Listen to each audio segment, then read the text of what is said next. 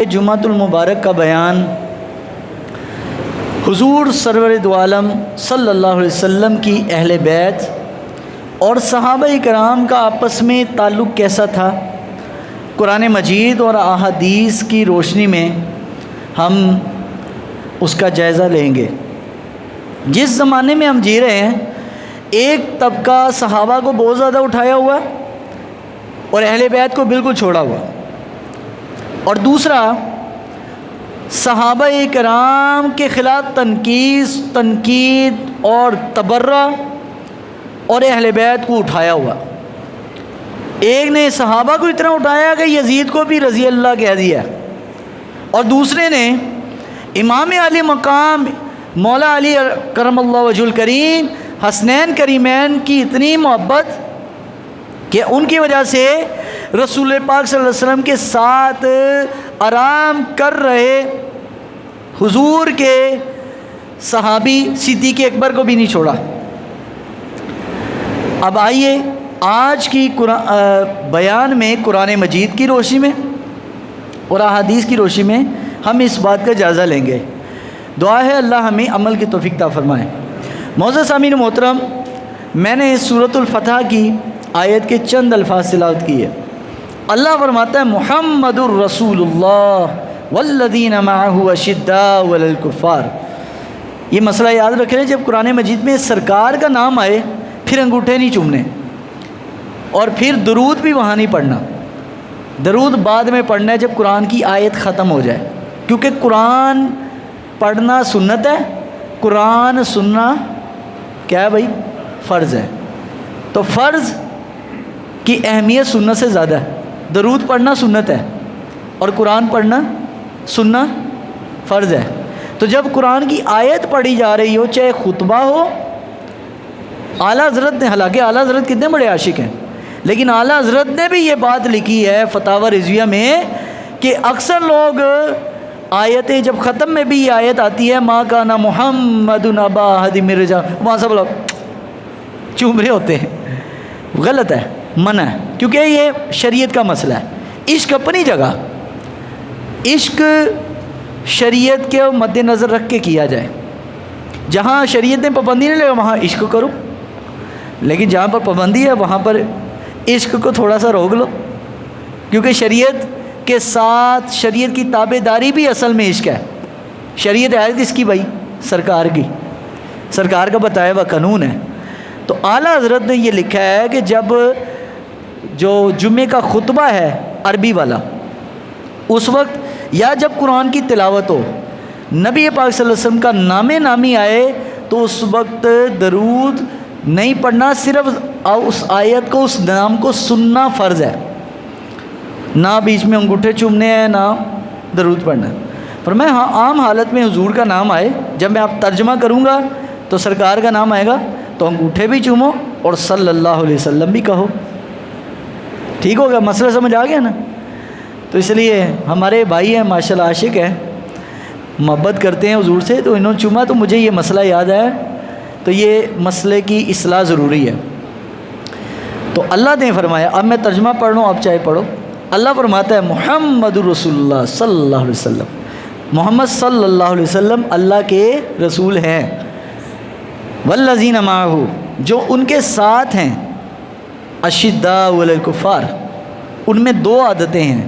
Number ایک، اشداء علی الکفار، کافروں پر سخت ہیں، اور رحماء بینہم، آپس میں نرم ہیں۔ ہو بزم عاشقاں تو بریشم کی طرح موم، ہو رزم حق و باطل تو فولاد ہے مومن۔ یعنی جب آپس میں بیٹھے ہوگا نا مسلمان مومن، آپس میں ایک دوسرے کے لیے نرم ہے، اور جب کافر کے مقابلہ ہے تو کافر سے مقابلے کے ٹائم فولاد ہے مسلمان، لیکن ہم آپس میں فولاد ہیں، دوسروں کے لیے نرم ہیں۔ تو اللہ فرماتا ہے کہ مسلمان میں یہ دو عادتیں پائی جائیں گی، آپس میں رحم دل ہے، دوسروں کے ساتھ یعنی نبی کے دشمنوں، اللہ کے دشمنوں کے ساتھ، دین کے دشمنوں کے خلاف کیا ہے بھائی؟ فولاد ہے۔ دوسری آیت ہے سورہ انفال میں، اللہ پاک فرماتا ہے لو انفقت وَأَلَّفَ بَيْنَ قُلُوبِهِمْ لَوْ أَنفَقْتَ مَا فِي الْأَرْضِ جَمِيعًا، اللہ فرماتا ہے کہ ہم نے ان دو لوگوں کے درمیان آپس میں محبت پیدا کر دی. لو انفقت ما فی الارض جميعا، اگر تم پوری زمین کا خزانہ بھی خرچ کر دیتے، ان دو دشمنوں کے درمیان محبت پیدا کر سکتے نہیں تھے، تم پیدا نہیں کر سکتے تھے. لیکن اللہ نے فرمایا ما الفت بین قلوبہم، لیکن تیرے رب نے ان کے دل میں پیار پیدا کیا. اور فرمایا ولیکن اللہ الف بینہم، اللہ کے ملانے کے علاوہ کوئی بھی ان کا دل ملا سکتا نہیں تھا. انہ عزیز حکیم، بے شک وہ حکمت والا بھی ہے اور وہ حکیم بھی ہے اور وہ جاننے والا بھی ہے اور غالب حکمت والا ہے. اب یہ آیت مبارکہ میں اللہ نے فرمایا دو لوگ کون تھے؟ رحمت اللہ عالمین صلی اللہ علیہ وسلم کی آمد سے قبل بڑے بڑے عرب کے قبائل آپس میں دشمن تھے، لیکن جب سرکار کا کلمہ پڑھا ایک دوسرے پر جان قربان کرنی شروع کر دی، ایک دوسرے کے لیے اپنی جان فدا کرنی شروع کر دی. اور یہاں تک کہ جو صحابہ اپنے نبی پاک صلی اللہ علیہ وسلم کے وضو کا پانی بھی نیچے نہیں گرنے دیتے، تو کیا سرکار کے دنیا کے جانے کے بعد سرکار کی آل کے ساتھ وہ کیا دشمنی کر سکتے تھے؟ جن کو نبی پاک نے فرمایا فاطمہ تو بضعۃ منی، فاطمہ میرے جگر کا ٹکڑا ہے، جس کو حضور نے خود اپنی زبان سے کہا کہ فاطمہ میرے جگر کا ٹکڑا ہے، کیا اس فاطمہ کے خلاف ابو بکر ہو سکتے تھے؟ کیا اس فاطمہ کے اس حسین کے ساتھ عمر، اس حسین کے ساتھ عثمان، یہ جو خلفاء ہیں یا صحابہ کرام ہیں، کیا ان کے دشمن بن سکتے ہیں جو اپنے نبی سے لگا ہوا پانی وضو کا نیچے نہیں گرنے دیتے؟ تو یہ بنی بنائیاں کہانیاں ہیں جو ہمیں سنائی جاتی ہیں کہ جناب صحابہ ایسے تھے، صحابہ ایسے تھے، اور کوئی ایسی روایت آئے جو آپ کو تاریخی روایت ہو یا حدیث میں صحیح بھی روایت ہو اور جو یہ بتاتی ہو کہ نبی پاک صلی اللہ علیہ وسلم کے جانے کے بعد صحابہ نے اہل بیت کے ساتھ یا اہل بیت نے صحابہ کے ساتھ یا اہل بیت نے آپسی معاملات میں اندرونی خاندان کے مسئلے میں بھی کسی کے ساتھ زیادتی کی ہو، ایسی کوئی روایت چاہے حوالہ بھی ہو اٹھا کے دیوار پہ مار دو. کیوں؟ کیونکہ حضور کی وجہ سے ہمارے دل میں، حضور کی وجہ سے حضور کی آل کا پیار ہے اور حضور کی وجہ سے حضور کے اصحاب کا پیار ہے. اہل سنت کا ہے بیڑا پار، اصحاب حضور نجم ہے اور ناؤ ہے اطرت رسول اللہ کی. اعلیٰ حضرت نے کیا فرمایا کہ نبی پاک صلی اللہ علیہ وسلم کی آل کی مثال فرمایا مثل اہل بیتی کمثل سفینۃ نوح، فرمایا میری اہل بیت کی مثال نوح علیہ السلام کی کشتی کی طرح ہیں، جو اس پہ سوار ہو گیا وہ بربادی سے بچ گیا، ڈوبنے سے بچ گیا، کامیاب ہو گیا. اور فرمایا میرے صحابہ کی مثال آسمان کی ستاروں کی ہے، جو ان کے پاس بیٹھا، جس نے ان سے رستہ مانگا. یعنی ستارے سمندر میں لوگ ستاروں سے اندازہ لگاتے کہ ہم کس سمت جا رہے ہیں، ہماری ڈائریکشن کیا ہے. تو فرمایا رستہ چیک کرنے کے لیے تمہیں صحابہ کی ضرورت پڑے گی اور سمندر کے ڈوبنے کے لیے تمہیں اہل بیت کی ضرورت پڑے گی کہ ہم سمندر کے ڈوبنے سے بچ جائیں. اب آئیے میں حضرت ابوبکر صدیق سے شروع کرتا ہوں کہ انہوں نے سرکار کی آل کے ساتھ کیسا برتاؤ رکھا. حضور کی اہل بیت کے ساتھ حضرت ابوبکر صدیق کی روایت ہے صحیح بخاری کے اندر. حضرت ابوبکر صدیق فرمایا ارکبوا محمد صلی اللہ علیہ وسلم فی اہل بیتی، فرمایا اے مسلمانوں میں تمہیں تاکید کرتا ہوں کہ سرکار دو عالم علیہ السلام کے گھر والوں کا احترام کرنا اور ان کی محبت. حضرت سیدنا ابوبکر صدیق کی سرکار کی آل کے ساتھ دیکھیے، امام حسن حضور علیہ الصلوۃ والسلام کے نواسے حضرت علی کے ساتھ آئے. حضرت امام حسن کو دیکھ کر ابوبکر صدیق نے فرمایا علی یہ بیٹا تو تمہارا ہے لیکن شکل و صورت میں یہ نبی پاک صلی اللہ علیہ وسلم پر گیا ہے. یعنی امام حسن کے چہرے میں ابوبکر صدیق جیسے صحابی کو بھی اپنے نبی کی یاد آ رہی ہے دیکھ کر کہ ان کے چہرے میں بھی اپنے نبی نظر آ رہے ہیں. فرمایا علی یہ بیٹا تمہارا ہے لیکن سرکار دو عالم علیہ السلام کے جیسا لگتا ہے. تو یہ دیکھ کر حضرت علی مسکرا پڑے. تو بتائیں کوئی دشمنوں کے بارے میں یہ بات کہتا ہے؟ دشمنوں کو کہتا کہ تم میرے نبی کے جیسے لگ رہے ہو، کیونکہ انہوں نے تو سرکار کو دیکھا ہوا تھا نا، حضور کے ساتھ شب و روز گزارے. تو فرمایا مجھے اس میں نبی پاک کی جھلک نظر آتی ہے. تو پھر حضرت ابوبکر صدیق کے دور میں ایک جنگ ہوئی. جو لوگ کہتے ہیں اہل بیت کے ساتھ صحابہ نے ایسا کیا ویسا کیا، بھائی یہ بھی ان کو واقعہ سناؤ کہ اہل بیت کے ساتھ ابو بکر صدیق، مسلمانوں کے پہلے خلیفہ امیر المومنین صدیق اکبر نے جب جنگ جیتی، فتوحات ہوئی، مال غنیمت آیا، تو کچھ جنگی لونڈیاں، وہ خواتین جو دشمنوں کی، کفار کی عورتیں مسلمان گرفتار کر کے لے کر آئیں، ان کے علاقہ فتح کرنے کے بعد جنگی عورتیں جب لائی گئیں، ایک عورت حضرت ابو بکر صدیق نے اس کا نکاح فرمایا، علی میں چاہتا ہوں اس عورت کے ساتھ نکاح تم کرو. حضرت علی کا نکاح ابو بکر صدیق نے خود پڑھایا. حضرت اسی عورت سے پیدا ہوئے محمد بن حنفیہ، جو آج حضرت علی کی جو دنیا میں اولاد ہے نا دوسری بیویوں سے، جو اپنے آپ کو علوی کہتے ہیں یا عوان کہتے ہیں، یہ حضرت علی کی اس بیوی کی اولاد ہے جو علوی یا عوان کہلاتی ہے، جن کے اولاد سے محمد بن حنفیہ ہوئے. حضرت علی یہ امام حسین کے سوتیلے بھائی ہیں. اب محمد بن حنفیہ امام حسین کے بھائی ہیں. ابھی ہوئے کیسے؟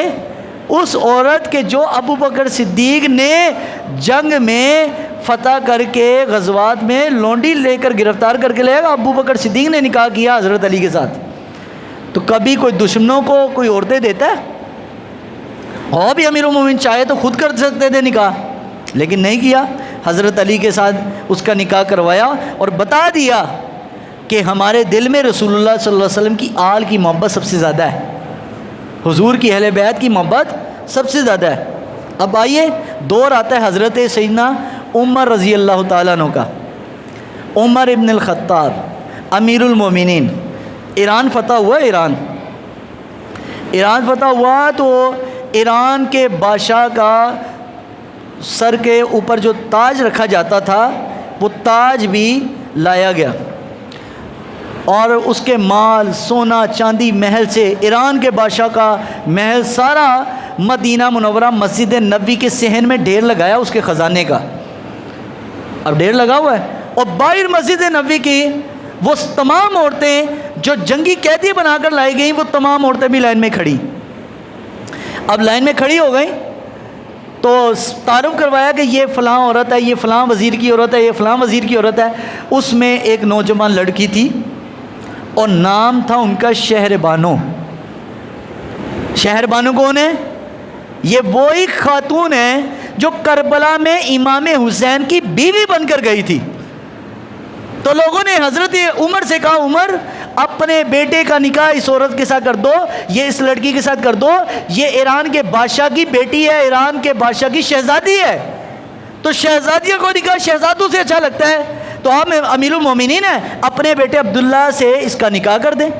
چاہتے تو حضرت عمر کر سکتے تھے، لیکن حضرت عمر نے ایسا کیا نہیں. فرمایا میں اس کا نکاح شہزادے سے ہی کروں گا. تو لوگوں نے سمجھے شاید عبداللہ بن عمر سے کریں گے. فرمایا اس کا نکاح شہزادے سے ہوگا، لیکن وہ شہزادہ میرا بیٹا عمر نہیں ہے، وہ شہزادہ نبی کا شہزادہ حسین ابن علی ہے. امام حسین کے ساتھ نکاح کیا حضرت عمر نے شہر بانو کا. اور جو لوگ کہتے ہیں ہم 12 امام کے ماننے والے ہیں، اور میں نے کہا 12 امام کو ماننے سے پہلے جو 12 اماموں کی جو ماں ہے ان کو بھی مانو نا. ان کا نکاح تو حضرت عمر نے پڑھایا. تمہارے نزدیک اگر عمر غاصب تھے، تمہارے نزدیک اگر عمر ظالم تھے، تو پھر ظالم اور غاصب اور فاسق اور نبی کی بیٹی کی توہین کرنے والا کبھی حسین کا نکاح نہیں پڑھا سکتا. ہمارے نزدیک کوئی امام حسین کی والدہ فاطمہ کا گستاخ ہو تو کبھی ہم اس سے نکاح پڑھوائیں گے؟ ہم کہیں گے اگر تو پڑھوایا بھی ہے تیرا نکاح نہیں ہویا. کیوں؟ کیونکہ یہ نبی کی بیٹی کا گستاخ ہے.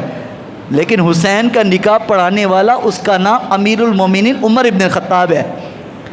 اگر تم حسین ابن علی کی آنے والی اولاد کو اپنے سر کا تاج مانتے ہو تو پھر حسین کے نکاح خوان کو بھی ماننا پڑے گا. حسین کا نکاح خوان کون ہے؟ عمر رضی اللہ تعالی. اب دیکھیں ایک اور جنگ ہوئی ہے حضرت عمر کے زمانے میں، خمس فتح ہوا، عراق کے علاقے فتح ہوئے، سعد بن ابی وقاص بڑا مال غنیمت لے کر مسجد نبوی میں آئے، ایران فتح ہو گیا، عراق فتح ہو گیا، مال غنیمت آیا، مال غنیمت آیا، پورے مدینہ کے لوگوں کو حضرت عمر نے بلایا، یہ ہیں، یہ بیان کرو لوگوں کو، آج اس کی ضرورت ہے، پتہ چلے نبی کی آل کی اور نبی کے صحابہ کا آپس میں رشتہ کیا تھا۔ لوگ جی ایسا ہو گیا، صحابہ نے یہ، صحابہ نے ساتھ نہیں دیا، ایک تو بکواس کر رہا تھا جی حسین اگر کربلا میں گئے تو صحابہ مکے اور مدینے میں کیا کر رہے تھے؟ میں کہا تجھے شرم نہیں آئی؟ امام حسین کو تو دھوکہ کوفیوں نے دیا، میں آج اس بات پر قائم ہوں، ہمیں کہانی یہی کرے گی یزید نے کروایا، اور یزید کو گالی دینے سے کام نہیں بنے گا۔ حسین کو کربلا پہنچانے والے کون تھے؟ امام حسین کے ساتھ دھوکہ کیے کوفہ والوں نے۔ یہ باتیں کون بتائے گا کہ صحابہ مکے اور مدینے میں امام حسین کو منع کرتے رہے کہ یہ کوفہ مت جاؤ، یہ لوگ غدار ہیں؟ کوفیوں نے ہی غداری کی ہے حضرت امام حسین کے ساتھ۔ تو حضرت صحابہ اکرام مکہ اور مدینہ میں امام حسین کے علاوہ امام حسین کے اور بھائی محمد بن انفیہ مکے مدینے میں مکے میں تھے، عبداللہ بن عباس مکے میں تھے، عبداللہ بن عمر رسول اللہ صلی اللہ علیہ وسلم کی اہل بیت میں کتنے لوگ تھے؟ امام حسن کا بیٹا مدینے میں تھا۔ اب بتاؤ جب اگر تم یہ سوال صحابہ پہ اٹھا رہے ہو تو نبی کی اہل بیت کے بہت سارے فرد مکے اور مدینے میں تھے اور امام حسین کربلا میں تھے۔ اصل میں دھوکہ کیا کوفیوں نے، سودا کیا یزیدیوں کے ساتھ، اور بات کوئی نہیں۔ تو اب یہ باتیں بتاؤ نا کہ صحابہ اور اہل بیت کا آپس میں رشتہ داریاں تعلق کیسا تھا، وہ کیسا ایک دوسرے سے پیار کرتے تھے۔ تو حضرت عمر کے زمانے میں جب عراق فتح ہوا، بہت سارا مال غنیمت آیا، سارے مدینے کے لوگوں کو حضرت عمر نے بلایا، آؤ بھائی، سب کو ایک ایک برتن بھر کے دیا۔ اس زمانے کا جو اندازہ تھا، سونا چاندی اور مختلف چیزیں اور پیسے بھی، سب کو ملے 500 درہم۔ کتنے؟ 500 درہم، چاندی کے سکے 500 درہم ملے۔ اور حضرت سیدنا عبداللہ بن عمر کو بھی ملے 500 درہم اور ایک برتن بھر کے سامان کا۔ لیکن جب باری آئی نا سیدنا امام حسن حسین کی، حضرت عمر نے ان کو 2 برتن بھر کے دیے اور 1000 درہم دیے۔ تو بیٹا بولا، حضرت عمر کا بیٹا عبداللہ بن عمر کہنے لگا، یا امیر المومنین ابا جان، مجھے بھی سارے مدینے والے کو آپ نے ایک حصہ دیا، حسن و حسین کو ڈبل دیا۔ فرمایا حسن عبداللہ تم کہتے ہو کہ حسن کو اور حسین کو ڈبل کیوں دیا لوگوں کے مقابلے میں؟ فرمایا نہ تو تیری ماں حسن کی ماں جیسی ہے، نہ تو تیرا باپ حسین کے باپ جیسا ہے، اور نہ ہی تیرا نانا حسنین کے نانے جیسا ہے۔ میں اس کے ساتھ اسی لیے بھلائی کرتا ہوں کہ ہمارے آقا نے ہمیں حکم دیا کہ میری اہل بیت کے ساتھ اچھا سلوک رکھنا۔ میں نے کہا ذاکر صاحب، ملا جی اپنی بھی کتابیں کھول کے پڑھو، جلال العیون اہل تشیع حضرات کی کتاب ہے، اہل سنت کی میں نہیں بتا رہا، یہ ان کی اپنی پہلی جلد صفحہ نمبر 398 کھول کے پڑھو، پہلی جلد۔ امام جعفر صادق کیا بیان کرتے ہیں کہ حضرت عمر اہل بیت کو عام لوگوں کے مقابلے میں ڈبل ترجیح دیتے تھے۔ کہا عام لوگ مسلمان ہیں یا صحابی ہیں، لیکن نبی پاک کی جو ہے خاندان کو ڈبل نسبت حاصل ہے، حضور کی آل صحابی بھی ہے، نبی کا گھرانہ بھی ہے، تو گھر والے بھی ہیں اور وہ در والے بھی ہیں، اور بار والے صرف در والے ہیں، گھر والے نہیں ہیں۔ تو سرکار کی اب وہ جو ایک حدیث بیان کی جاتی فدق والی کہ جی فدق میں بی بی فاطمہ آئیں، ان کو حصہ نہیں دیا حضرت ابو بکر صدیق نے، لیکن فدق والی پوری حدیث تو ذرا پڑھو نا۔ اہل تشیع بڑے کھلے ڈلے اور مطلب کہ بدتمیزی کے انداز میں بیان کرتے ہیں کہ جی فدق میں حصہ نہیں دیا گیا۔ حضرت علی کا نہج البلاغہ کے اندر قول موجود ہے. کسی نے حضرت علی سے پوچھا یا امیر المومنین، اے علی، کیا نبی پاک اپنے دنیا سے جاتے ہوئے کوئی چیز آپ کو لکھ کے دے کے گئے تھے؟ تو حضور علیہ الصلوۃ والسلام کے بارے میں حضرت علی نے فرمایا کہ تیرا مطلب کیا ہے، کہ خلافت کا؟ کہا ہاں جی. کہ آپ کو حضور نے مقرر کیا تھا؟ حضرت علی کا قول سنیے. فرمایا اگر اللہ کے نبی میرے بارے میں کچھ لکھوا کے جاتے یا وصیت کر کے جاتے تو فرمایا علی اکیلا ہی ان سب کے لیے کافی تھا. علی کبھی بھی ابو بکر کو ممبر پر بیٹھنے نہ دیتا، لیکن فرمایا جب اللہ جن سے راضی، نبی جن سے راضی، اور دنیا سے جاتے ہو جس کو مصلی پر میرے آقا کھڑا کر کے گئے، جس کو ہمارے آقا نے نماز کے لیے منتخب کیا، ہم نے ان کو اپنی دنیا کے لیے بھی منتخب کر لیا، خلافت کے لیے حضرت ابو بکر صدیق کو. تو فرمایا جناب ابو بکر صدیق رضی اللہ تعالیٰ عنہ ایسے نہیں تھے، ایسا نہیں تھا کہ وہ غاصب تھے یا اچانک بن گئے. بھائی رسول اللہ علیہ السلام نے کیا فرمایا کہ مرو ابا بکرن فلیصلی بالناس. یہ حضرت علی نے اپنے خطبے میں بیان کیا. نہج البلاغہ بھائی ہماری کتاب نہیں ہے، یہ چھاپا بھی اہل تشیع نے ہے. وہ کہتے ہیں ابو بکر صدیق کے بارے میں حضرت علی نے فرمایا کہ میرے ہوتے ہوئے میں مسجد میں موجود تھا، میرے آقا نے حکم دیا کہ جاؤ ابو بکر کو کہو فلیصلی بالناس، لوگوں کو نماز پڑھائے. اور میرے حضور نے 17 نمازیں 10 اور 7 کتنی ہوگی؟ 17 نمازیں میرے سرکار نے ابو بکر صدیق کے پیچھے پڑھی ہیں، 1 2 نہیں. کتنی بھائی؟ 17 نمازیں. کوئی جابر فاسق فاجر جس کے بارے میں حضور کو پتہ ہو کہ یہ میرے دنیا سے جانے کے بعد میری آل کے ساتھ نعوذ باللہ زیادتی کرے گا، حضور اس کو اپنے مصلی پر کھڑا کریں گے؟ یا نعوذ باللہ تم یہ کہنا چاہ رہے ہو کہ حضور بھی مجبور تھے، رسول اللہ صلی اللہ علیہ وسلم کے بعد حضرت علی بھی مجبور تھے؟ تو میں نے کہا جس مجبوری کو تم مانتے ہو کہ وہ مولا علی شیر خدا ہے، ایسا مجبور شیر خدا نہیں ہو سکتا. ہم جس کو شیر خدا کہتے ہیں وہ ہر جگہ شیر خدا ہے. تمہارے نزدیک علی مجبور ہوگا، ہمارے نزدیک مجبور نہیں ہے. کیوں؟ کیونکہ حضور نے جب ابو بکر کے پیچھے نماز پڑھی تو علی نے بھی حضور کے بعد اسی ابو بکر کے پیچھے نمازیں پڑھی ہیں. تو ان نعوذ باللہ بکواس کرتے ہو کہ ایسے تھا ویسے تھا. تو یاد رکھیے فدق کا مسئلہ ہو، صحابہ کے بارے میں کوئی صحیح بخاری میں بھی آئے نا، میں آپ کو ایک اندازہ بتا دوں. یاد رکھیے صحابہ ہو اہل بیت ہو، ان کے معاملات پر کوئی حدیث صحیح لیول کی بھی آ جائے اور جب پتہ ہو ان کے آپسی معاملات ہیں اور ان میں تنازع ہے اور کتاب میں لکھا ہو، اٹھا کے اس روایت کو دیوار پہ پھینک دو، مار دو اس کو. کیوں؟ کیونکہ قیامت کو اللہ نے ہم سے یہ نہیں پوچھنا تو کندی سائڈ تے سی. اللہ نے ہم سے یہ پوچھنا ہے، اللہ نے یہ پوچھنا ہے بتاؤ نبی کی اتباع کتنی کی ہے. اور حضور نے کیا فرمایا کہ میری اہل بیت کے ساتھ بھی پیار رکھنا ہے اور میری وجہ سے میرے صحابہ سے بھی پیار رکھنا ہے. یہ فرمان رسول ہے. بقایا صحابہ کے کیا، اہل بیت کے بھائی آپس کے معاملات ہیں بہت سارے. اگر میں کتابیں کھولوں نا تو تم لوگ یقین مانو دین سے متنفر ہو جاؤ.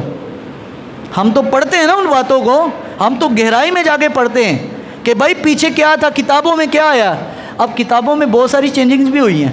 میرا یہ ماننا ہے، یاد رکھیے الحمدللہ میرا اہل سنت کا عقیدہ ہے، ہم یہ کہتے ہیں کہ کوئی ولی اللہ کا ولی ہو نا، کوئی شخص اللہ کے ولی کی صحبت میں بیٹھ جائے، اور یہ صحیح بخاری میں ہے، فرمایا جو نیک لوگوں کے ساتھ بیٹھتا ہے اگر بدبخت بھی ہوگا اللہ تعالیٰ اس کو خوش بختوں میں شامل کر لیتا ہے.